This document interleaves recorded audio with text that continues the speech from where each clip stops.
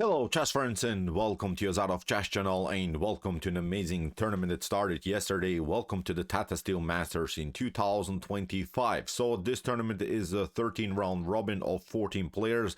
Among them we have here also the world champion Gukesh, who will participate in this event, which is very great thing for us. I really wanted to watch now Gukesh playing after winning his world chess championship title. Anish Giri is here, Ramesh Babu Pragrananda, Arjun Ergaisi. We have here really strong players. Unfortunately, again, Magnus Carlsen is not playing. Magnus would probably also be the favorite to win the thing, but we know that Magnus is not participating in this classical time format events anymore.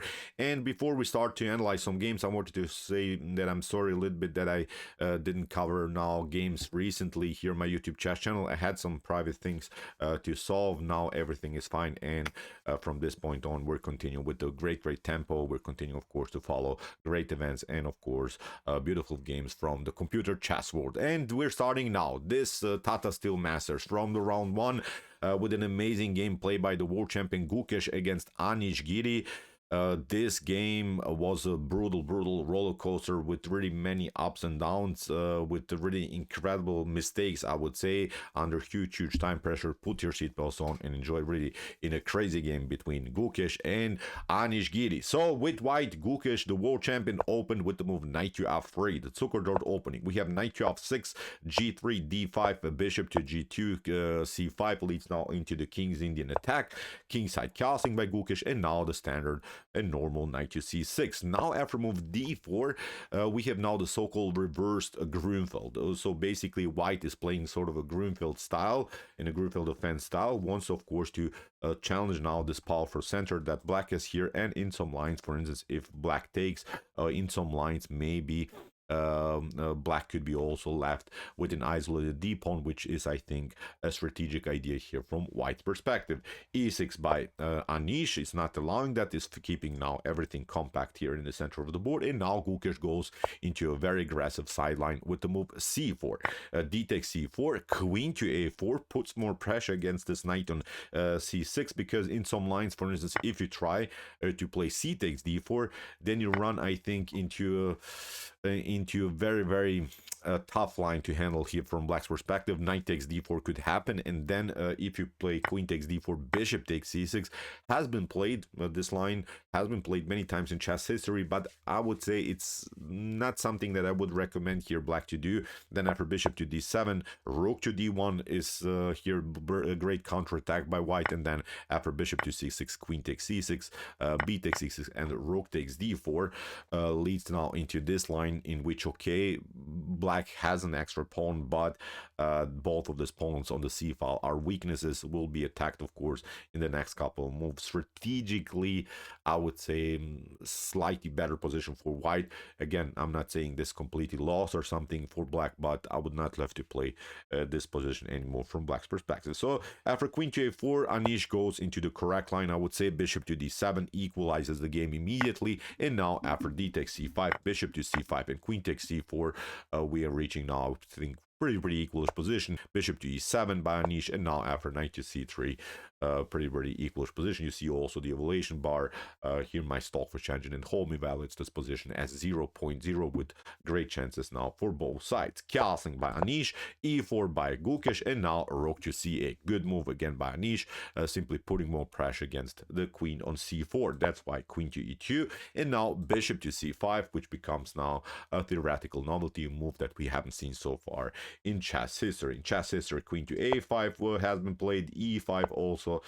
So every of this move, I think, is perfectly fine. Bishop to c5, I would say, is also pretty good, because the bishop gets on a very active square. It's of course targeting some weaknesses here on f2, so pretty active play, I would say, here by Anish Giri. And now the real fun starts. So from this point on, the players are searching, I think, for opportunities to do something, and Gukesh plays now the aggressive bishop to g5, pins now the knight to the queen, h6 here by Anish. Pretty good move, I would say. And now Gukesh makes a huge decision in the game. He plays, I think, a really bad move, but this move leads at least into complications. Maybe this is now the new style of Gukesh, where he's trying to be more aggressive, where he's trying to be more tactical. But the next move was a really strange move. He played now bishop to h4. And many things could have been played here by Gukesh. Bishop to f6, for instance, is a good move, perfectly fine. Then after queen to f6, you can play e5, getting some spaces. Then you get rook to d1. I don't know, knight to e4, knight to d6 would be a very interesting sideline where you could maybe occupy the d6 weakness, which is supported by the pawn on e5. This could be a standard idea. Or you can play a calm bishop to f4. You can still even keep your bishop pair on the board. Nothing dramatic, I think, in both of these lines, but bishop to h4, of course, allows here Anish Giri to trap the piece with the move g5. And okay, we know that Gukesh calculated this. We know that Gukesh anticipated this move, but it's really risky one after knight to g5, h takes g5, and bishop to g5. Anish plays now the correct defensive move. e5 is not allowing e5 to be played by white here, and now I think Gukesh is facing many positions, but of course also many tactical problems. Of course, black's king is a little bit exposed because Gukesh gained 2 pawns for the lost piece, but this is too risky. I would say if black plays now the game fully correctly, then white doesn't have anything in this attack. And okay, Gukesh is trying queen to d2, good move, which is not allowing here Anish to play bishop to e6. Black would love, of course, to somehow simplify the game by trading off the pieces, but this is not working because after knight to d5 or queen takes d8, we can again still pick up the piece on f6. So knight to d5, for instance, is a good move. Then after bishop to h6 and queen to g5, again, many tactical problems in black's camp. So queen to d2, which was probably the calculated idea here by Gukesh, not allowing so far the bishop on d7 to be moved, and also gives a little bit more pressure against the queen. The queen is somehow overloaded to the defense of both of these minor pieces of the knight on f6 and also of the bishop on d7. So that's why Anish plays now again the only good move, I would say, bishop to e7. Good defensive move, which is again keeping everything compact and keeps now the bishop connected to the knight. Bishop to h6, king to h7. Again, a good move, I would say, by Anish, giving up here the rook simply for the piece. But now in this tactical sequence, Anish Giri gained 2 minor pieces for the lost rook. But the issue here by Anish is that he didn't pick up this piece with the queen. Better choice was to play with the queen on f8 and then get the queen closer to the king, where the queen could be useful as a defensive piece. But even after bishop to f8, I would dare to say that black should be better. I would again love to play more this position from Anish Giri's perspective. You still have a powerful minor piece activity. The knight could jump here on the square d4. We can of course then later maybe include also the light square bishop into the game. The dark square bishop will participate in the game. Okay, again, the king is a little bit exposed, but I would say nothing dramatic is going on now in black's position. f4 by Gukesh, good move, continuing the pressure against black's king. Bishop to e6, again, good choice, I would say, by Anish. Trading off the queens would be very good for him. Then he couldn't face any more tactical problems against his king. Bishop to e6 is now at least forcing a reaction here by Gukesh. Gukesh, of course, cements now the knight. Knight to b4, good move again here by Anish, putting more pressure against the knight. You cannot take, of course, because of the tension on the d file between both of the queens. F takes e5, knight to g4. So now Anish plays, I think, so far the best moves. He still have this attack against the pawn on e5.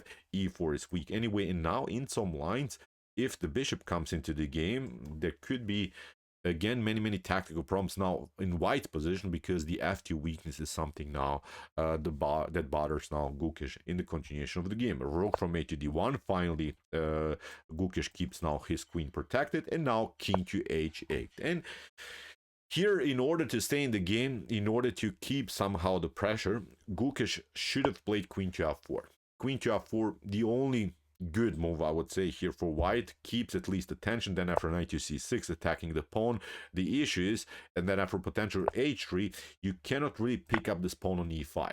knight takes e5 is not good because of knight to f6 and queen to h4 are huge tactical threats in next couple of moves. I think black's position is collapsing, but of course black doesn't have to necessarily play the game like this. Black has this defensive resource with bishop to h6, first of all attacking the queen and then playing knight to e5 in this position. Again, I would love to mention black should be much better. I'm not saying completely winning, but unpleasant position here for Gukesh for sure. So here, instead of this move queen to f4 that we have discussed now, Gukesh played now a strange king to h1. And this move allows now here Anish to play a very aggressive and very active move, rook to c2.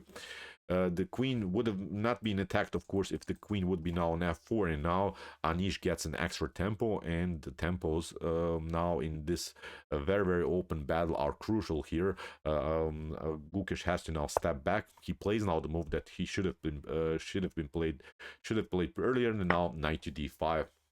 Again, a good move here by Anish, which is not allowing, believe me or not, here Gukesh to pick up the knight back on d5 because of her bishop to d5. This wasn't playing the game, but I wanted to show you how great so far Anish Giri's calculations were. Bishop to d5, you cannot take, of course, because of rook takes h2. Then you're getting simply destroyed. Bishop to c5, and the position is really collapsing here.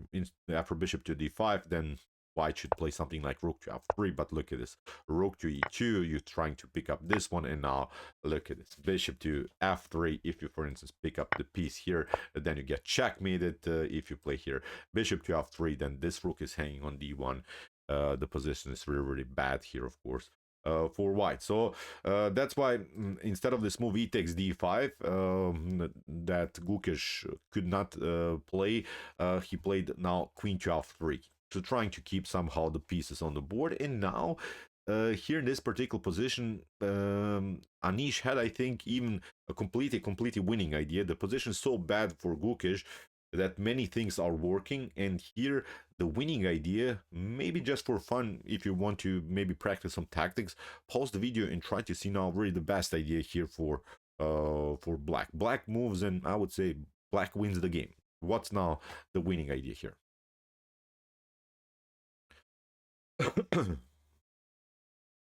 Okay, the winning idea here for Anish would have been the move rook takes g2. Rook takes g2 is destroying simply completely here White's position, because after queen takes g2, then this knight is coming into the game, and then you have to step back. We can pick up this one. Okay, you will get here again the piece, but now the knight can step back. If you try queen to e3, then the queen gets deflected from the defense of the pawn, and now after bishop to d5, king to g1, queen to a5 with bishop to c5 threats. This is game over, I would say. Here for White, no checks are possible. You have to play defensive moves like rook to c1, and in this open battle again with the bishop pair against the rook, I would say completely winning position here for Anish. You cannot, after instead of queen takes g2, you cannot play king takes g2 here after the move rook takes g2 that we have discussed, because then knight from d to e3 leads into complications. Look at this, you get some crazy forks here. You have to now, I don't know, step back, and then the rook is hanging.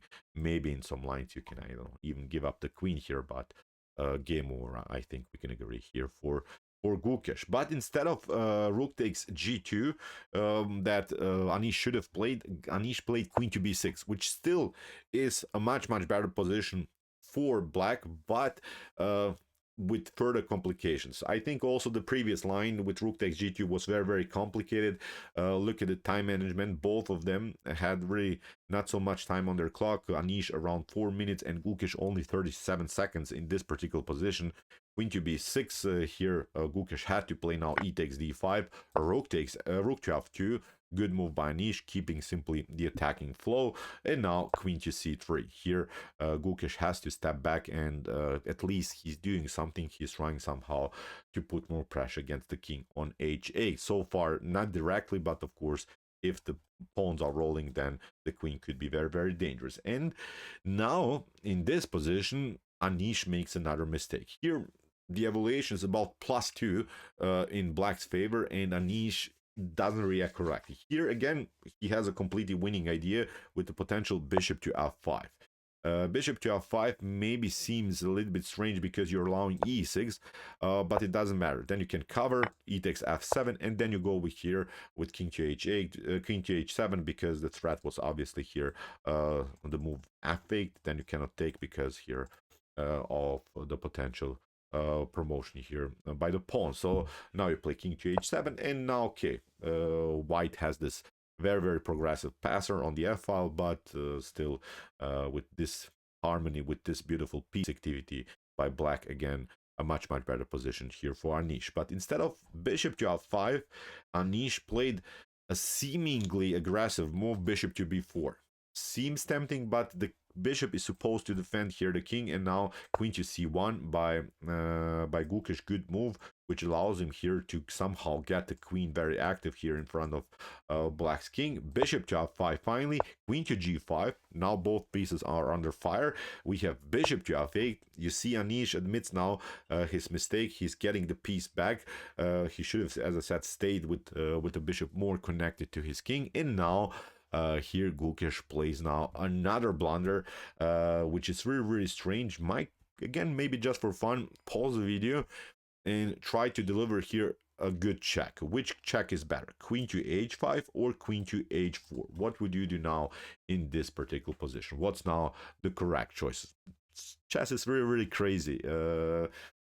Sometimes we just think that both of these lines are perfectly equal, but it's not the same if you deliver here check on h5 or in h4.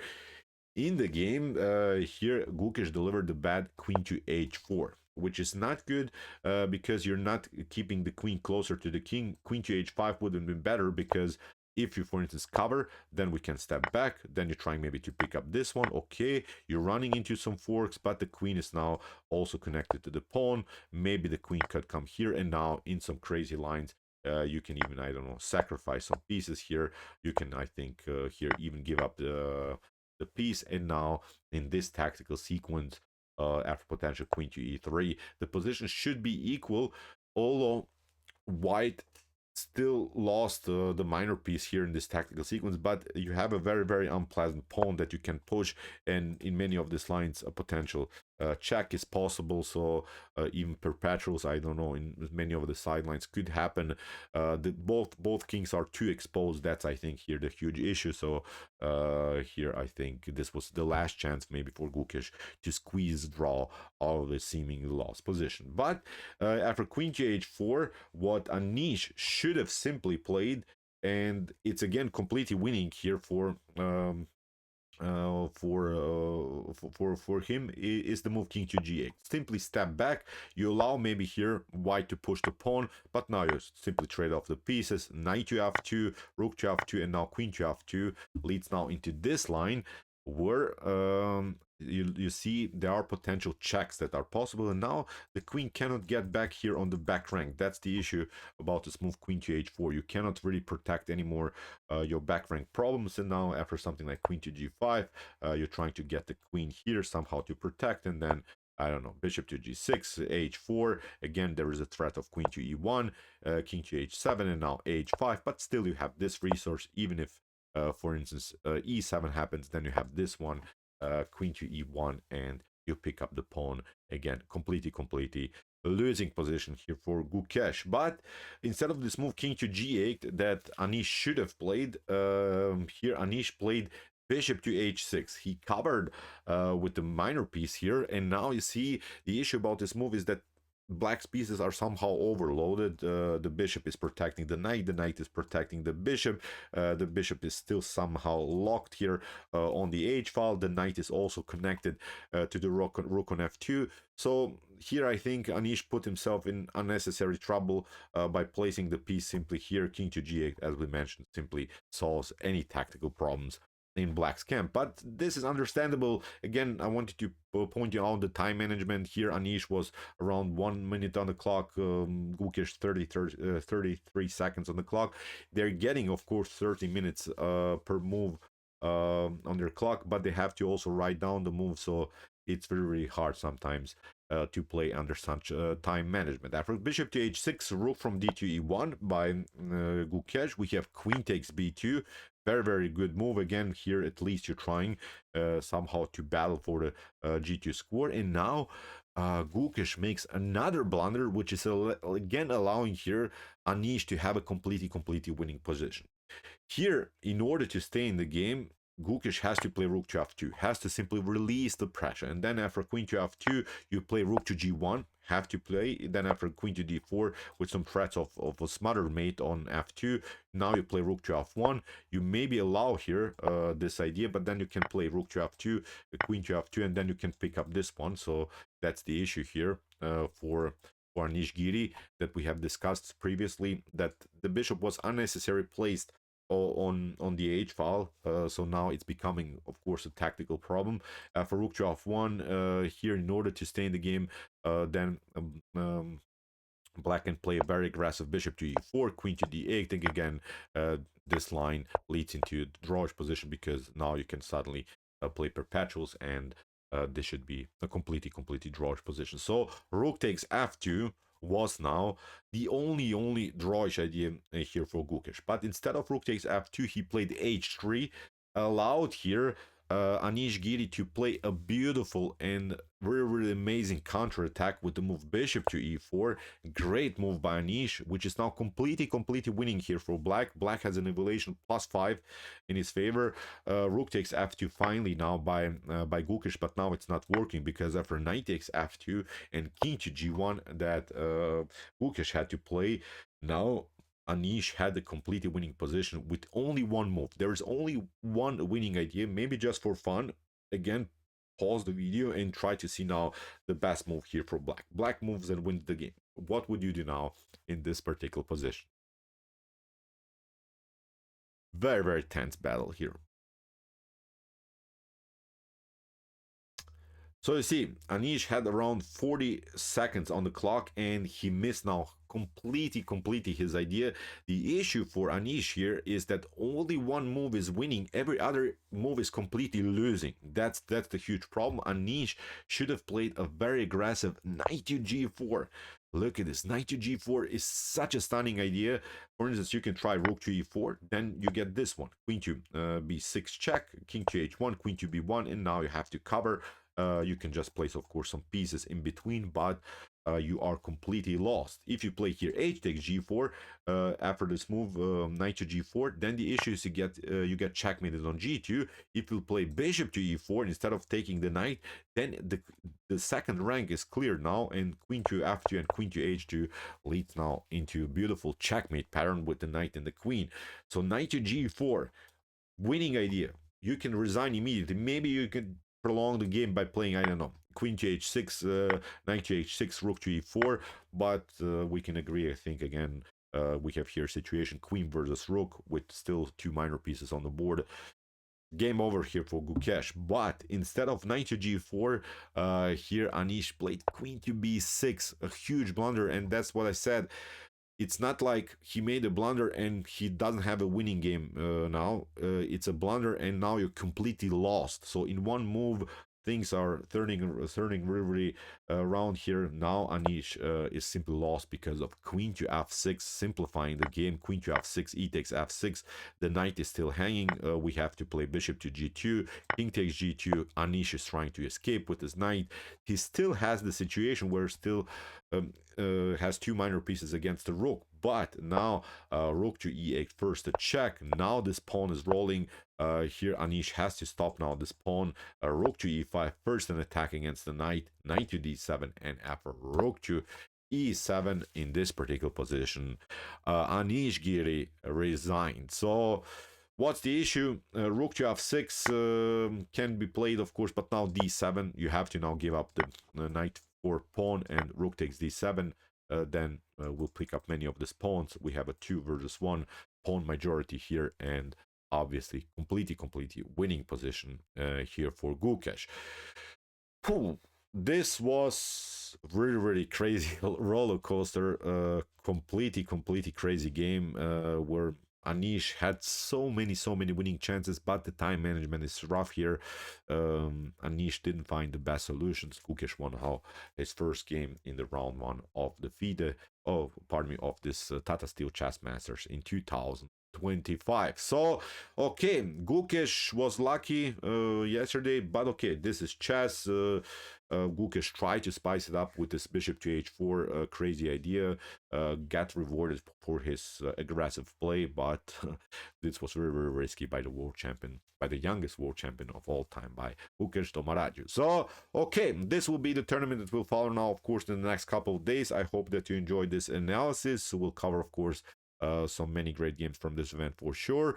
If you want to see some other commented chess games here on my YouTube chess channel, check out our commented chess games and also our commented chess games played by computers, where we analyze some crazy AI games. And if you like this content, hit the subscribe button. See you soon with some more videos. And what do we say in the end? Chess is the best, of course.